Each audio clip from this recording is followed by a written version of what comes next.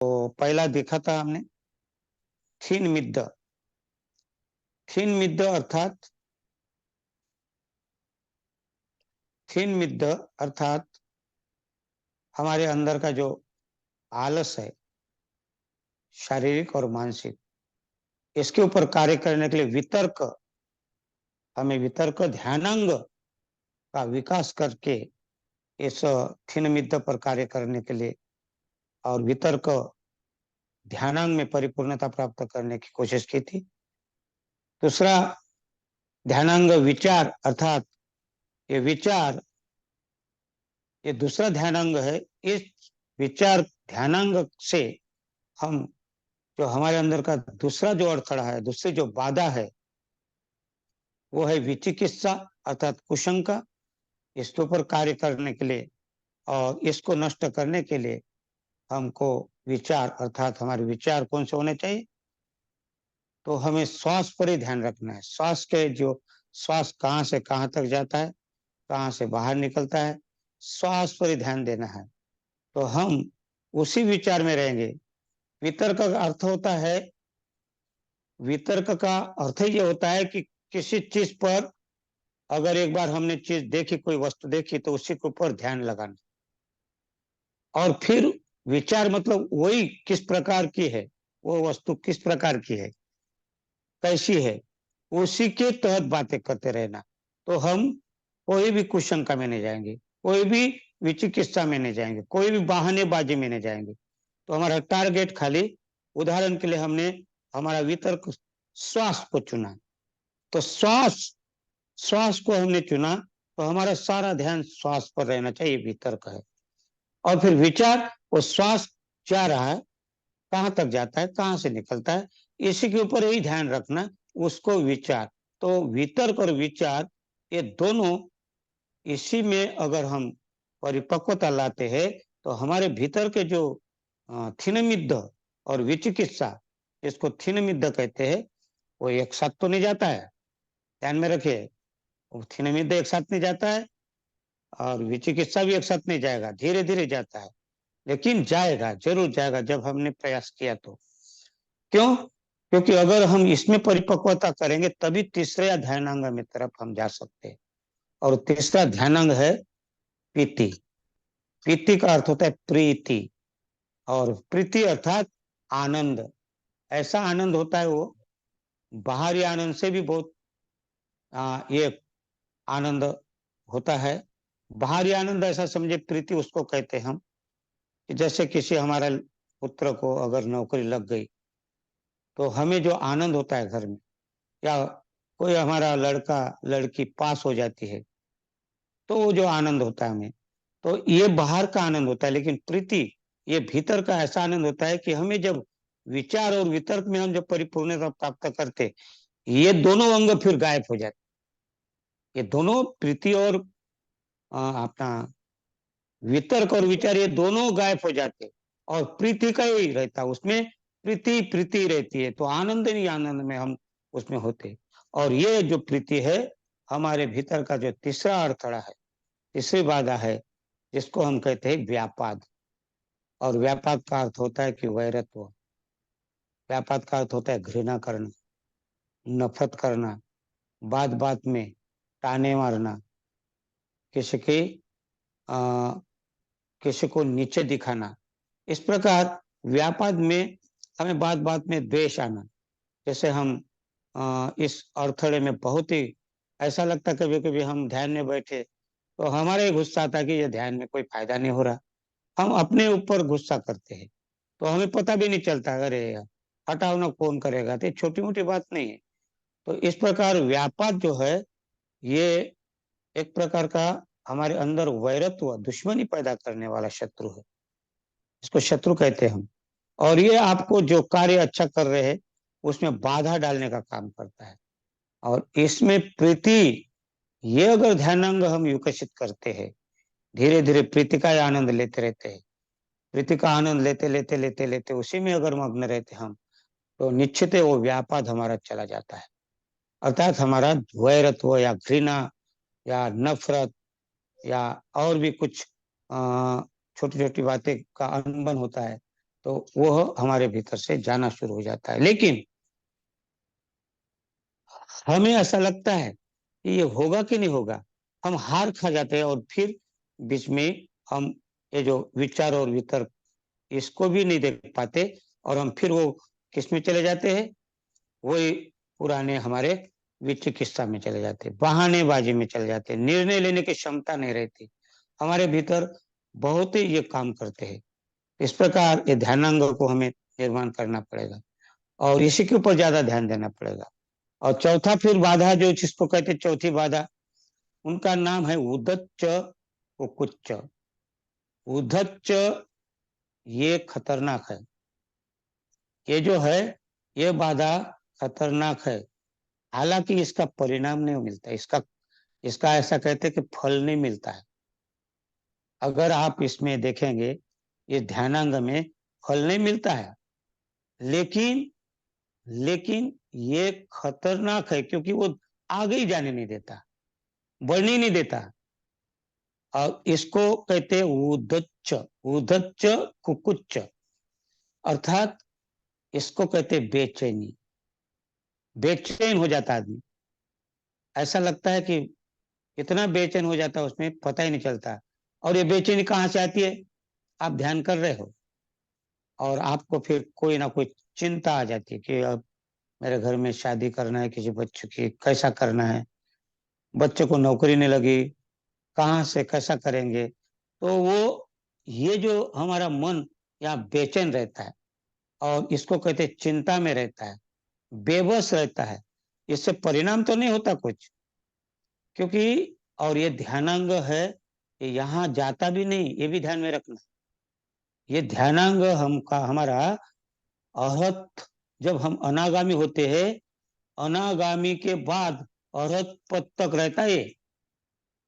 अर्थात कितना आप इनके ऊपर कार्य करते करते करते करते आप उसको अरहत्व में चौथी जो स्टेप है वहां इसको खत्म करते आप।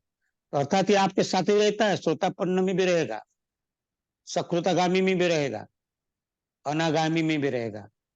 इतना खतरनाक है ये। और इसको ये इसका मैंने कहा कि परिणाम इसलिए नहीं होता क्योंकि चिंता है ये चिंता अर्थात ये बेचैनी होती है। ध्यान में तो बैठे लेकिन मन बेचैन होता है, रात को क्या हो गया, आ, कैसा के नींद नहीं हुई बराबर, तो कैसा कैसा जान में ऐसा लगता है क्या हो रहा क्या नहीं, और फिर ध्यान करूं कि नहीं करूं। और वो ध्यान करूं ना करूं इसी में वो रहता है। आलस जिसको हम कहते थीन मिद्द, वो तो चला जाएगा, लेकिन वो भी इसको जागृत करता है, चिंता है उसको जागृत कर देता है। हाँ, इसीलिए ये थीन मिद्द भी इसमें फिर आ जाता है। क्यों? क्योंकि ये जो अंग है, ये जो अंग है, ये चिंता का, ये जो बेचैनी का, ये और जो पिछला रहता है उसको भी जागृत करने की कोशिश करता है, और इसलिए बड़ा खतरनाक है। ये हमें समझ में नहीं आएगा, हम तो बोलेंगे ध्यान कर रहे, लेकिन कहीं ना कोई चिंता रहती है, घर बराबर नहीं चल रहा, बीवी बराबर नहीं रहती है, आदमी बराबर नहीं रहता। तो ऐसा मन में वो चलते रहता है, इन लोगों को कैसा समझाना, बच्चों को कैसा समझाना, पति को कैसा समझाना, पति को लगता पत्नी को कैसा समझाना, और ध्यान करते रहते। और फिर वहां से वो कब, और विचिकित्सा भले ही चले जाएगी, विचिकित्सा जो है ये चली जाएगी। क्योंकि विचिकित्सा में क्या है, शंका कुशंका जिसको कहते हैं कि हमारे बुद्ध के प्रति शंका, धम्म के प्रति शंका, संघ के प्रति शंका। तो ये हम धीरे धीरे इसके ऊपर कार्य करके विचिकित्सा को पहले ही बंधन, जो पहला ही जो सोतापत्ति फल प्राप्त करने के लिए इतना बड़ी बाधा नहीं लगेगी हमें, इसको हम खत्म करेंगे। लेकिन उसके साथ जो दूसरी जो है, जो बाधा है, इसको कहते हैं थिन मिद्द, या जिसको कहते हैं अपना ये बेचैनी, जिसको हम उदच्च कुकुच्च, कुकुच्च कुकुच्च और उदुच्च कुकुच्च एक साथ शब्द है दो। लेकिन ये दो क्या होते हैं इसको पता ही नहीं चलता है। उदुच्च माने बेचैन होना, और कुकुच्च माने पछतावा करना, पछतावा आना, पश्चाताप करना।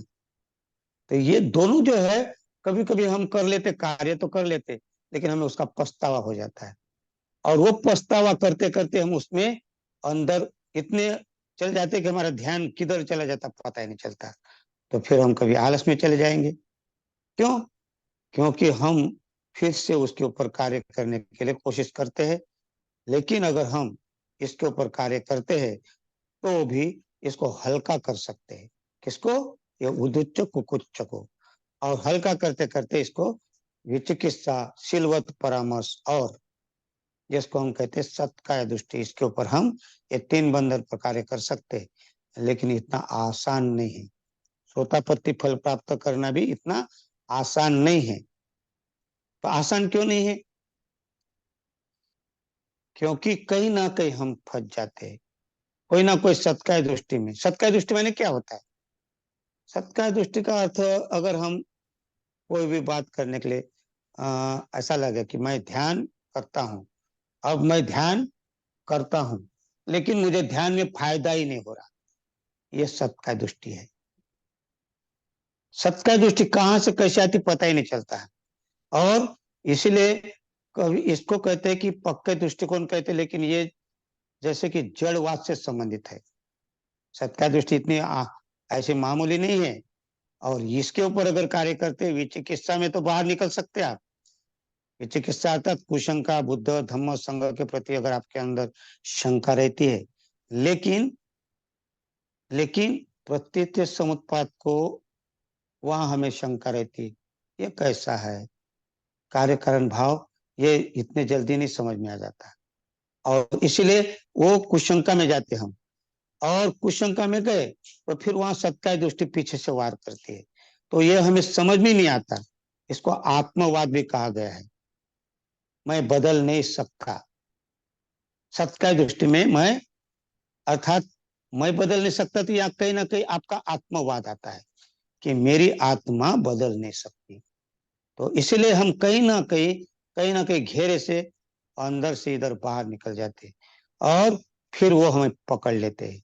कहीं ना कहीं सत्काय दृष्टि में पकड़ ही लेती है हमें। और फिर जो विचिकित्सा जिसको हम कहते हैं, कुशंका जिसको हम कहते हैं, वो पिछले बार मैंने बहुत अच्छा विश्लेषण किया, उसको दोबारा नहीं करूंगा। और फिर शीलवत परामर्श में कहीं ना कहीं हम फंस जाते। तो ये सत्का तुष्टि के कारण ही हम उस कर्म कांड की ओर चले जाते हैं। तो इसीलिए ये तीनों बंधन को तोड़ने के लिए हमें ध्यानांग, इसको हम ध्यानांग कहते हैं, इसके तरफ ध्यान अगर देते हैं। और ध्यानांग माने ये अंग है, ध्यान के अंग है। और ये आपको ध्यानांग को विकसित करते हैं तो हम रूपावचर भूमि में पैदा, रूपावचर भूमि की तरफ हम विकसित होने के लिए हमारा मन को रूपावचर भूमि में ले जाते हैं। इसको रूप ध्यान कहते हैं हम, इसको रूपावचर लोक कहते हैं। और वो बहुत बहुत ही ऊंचा लोक है। रूपावचर लोक यानी रूप लोक, ये ऊंचा लोक है। इसमें अगर आदमी ने तरक्की करते करते, विकास करते करते ये ध्यानांग का विकास करते हैं, तो हम काम लोक से ऊपर उठ सकते हैं, जिसको कामावचर लोक कहते हैं। इस लोक से हम ऊपर उठते हैं और रूपावचर लोक में पदार्पण करते हैं, लेकिन इतना आसान नहीं है। कामावचर लोक में हमें अगर इसमें ध्यानांग में कार्य करते हैं तो धीरे धीरे धीरे धीरे हम विकसित कर सकते हैं अपने मन को। लेकिन क्या होता है कि हम कहीं ना कहीं बुद्ध धम्म संघ को, कहीं ना कहीं हम श्रद्धा हमारी देखना है यहाँ, कि कहीं ना कहीं हम अंधश्रद्धा में तो बुद्ध धम्म को संघ को नहीं जानते। बुद्ध को अंधश्रद्धा से तो नहीं देखते हम। कभी कभी पूजा पाठ करते हैं तो हमें ऐसा लगता है कि अंधश्रद्धा तो नहीं है, ये कहीं ना कहीं घर कर लेती है। और ये अंधश्रद्धा में जाना अर्थात कुशंका में। अब बुद्ध क्या देने वाले हैं, क्या बुद्ध बनना है, और बहुत सारे बुद्ध के प्रति हमें शंका आती। और ये प्रतीत्य समुत्पाद क्या है, अर्थात ईश्वरवाद जिसको हम कहते हैं। ईश्वरवाद भले ही हमारे अंदर से चला जाएगा, लेकिन प्रतीत्य समुत्पाद जब तक नहीं समझते तब तक हम ईश्वरवादी है। जिसको हम कहते हैं ईश्वरवाद, अर्थात कहीं ना कहीं हमारे अंदर कहीं ना कहीं डर लगा रहता है, क्योंकि पूरी तरह से हम इस प्रत्यय समुत्पाद को नहीं समझ सकते। प्रत्यय समुत्पाद को जिस समय हम समझ जाएंगे, कार्य कारण भाव को जिस समय समझ जाएंगे, तो हल्का सा झलक शुरू हो जाती है। और इसीलिए हमें पुनर्जन्म है कि पुनर्जन्म नहीं है, ये भी हमारी कुशंका है। ये भी चिकित्सा में रहते हम।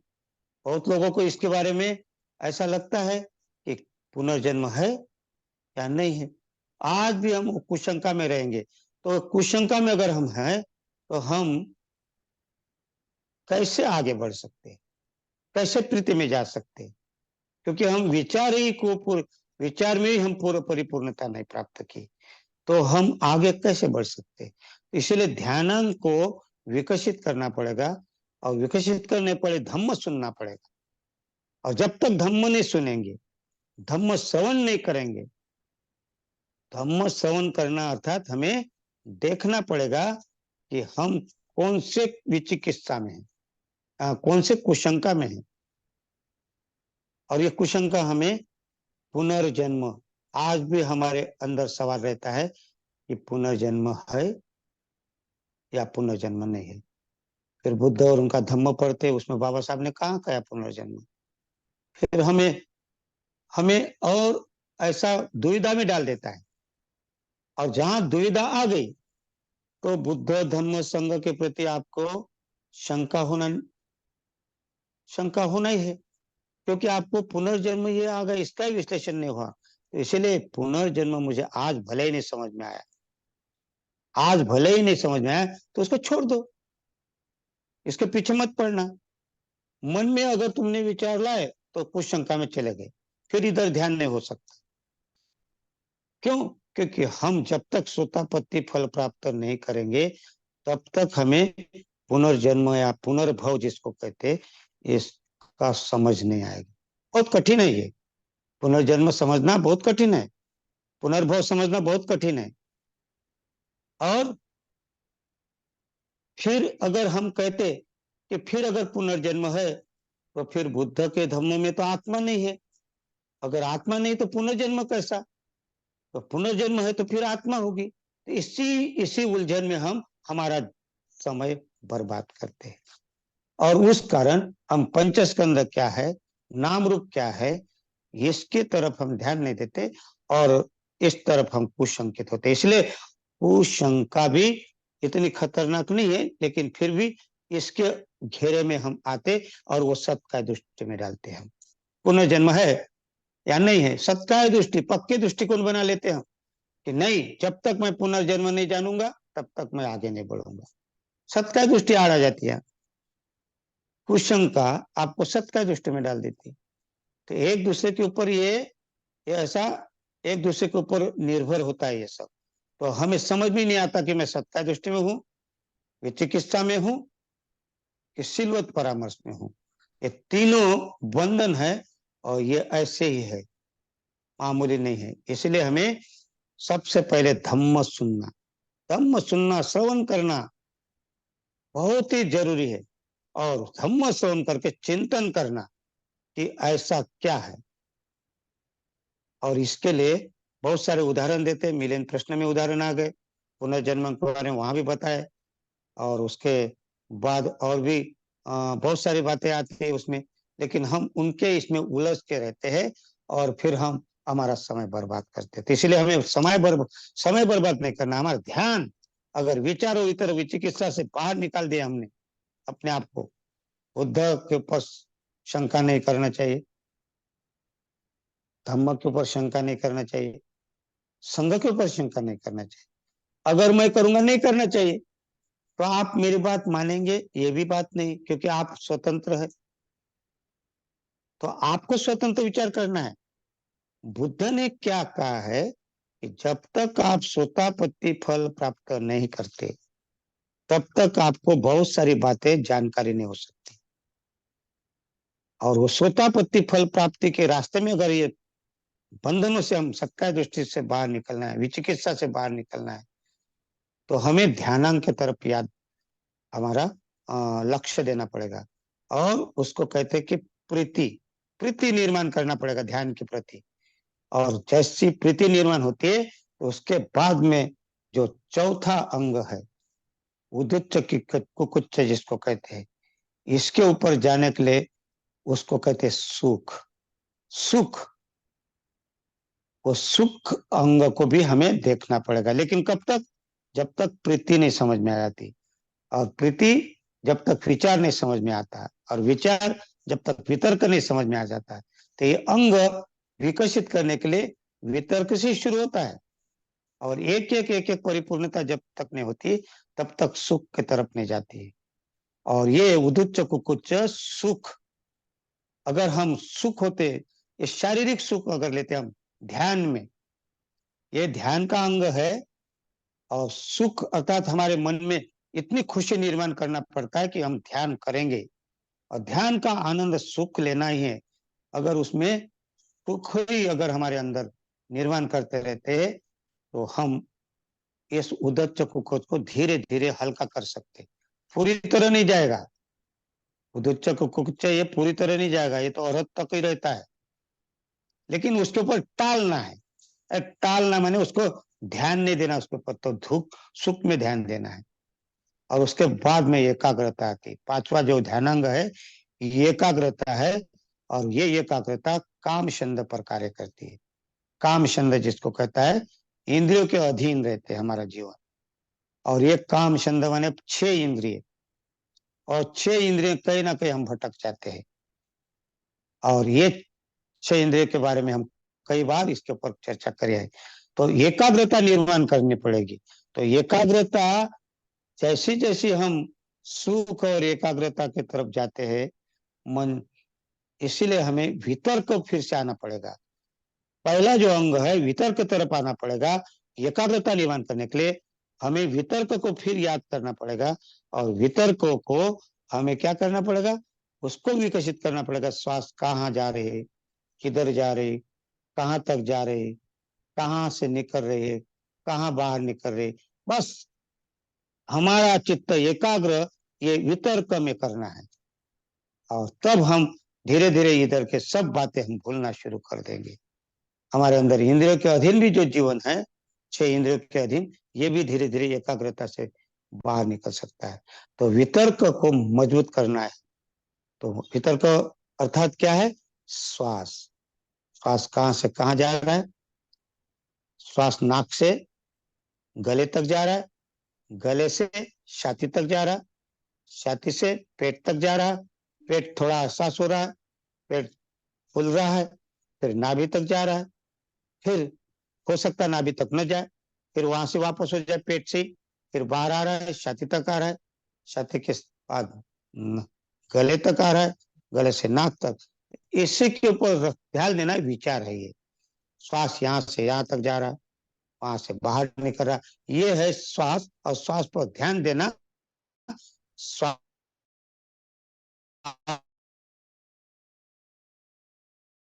पर ध्यान देना, और जा रहा मैं हूँ, श्वास भीतर जा रहा, मैं जान रहा हूँ, श्वास बाहर निकल रहा, मैं जान रहा हूँ, श्वास बाहर निकल रहा।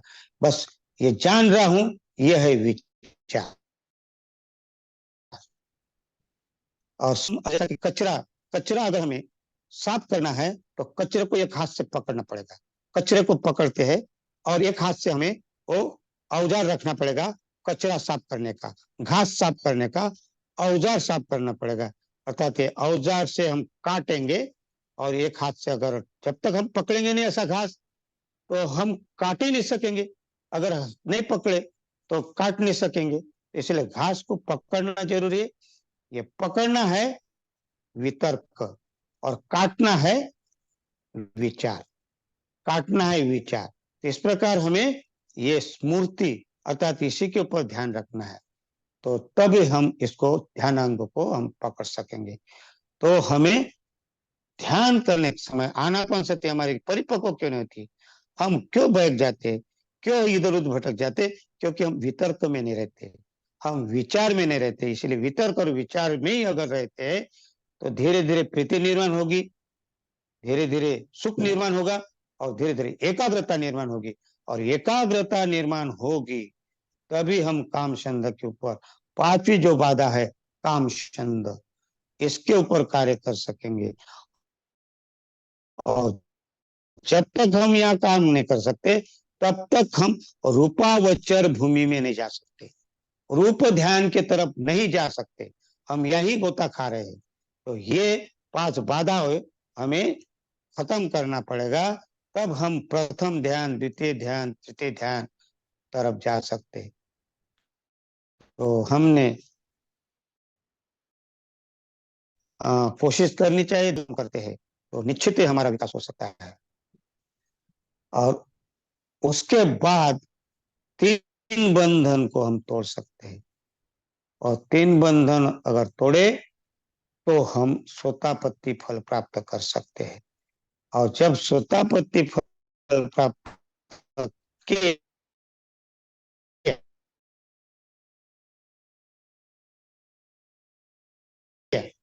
और आसान ने किया,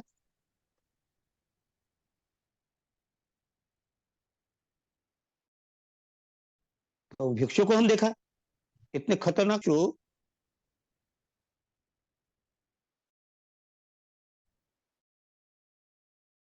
उसने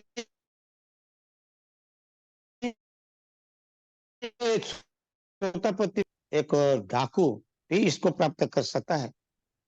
पटाचारा, पटाचारा इतने कितना कितना गलत दलदल में फंस गई थी, लेकिन वो भी सोतापत्ति से लेकर अरहत तक पहुंच गई, तो सोतापत्ति फल प्राप्त कर सकते।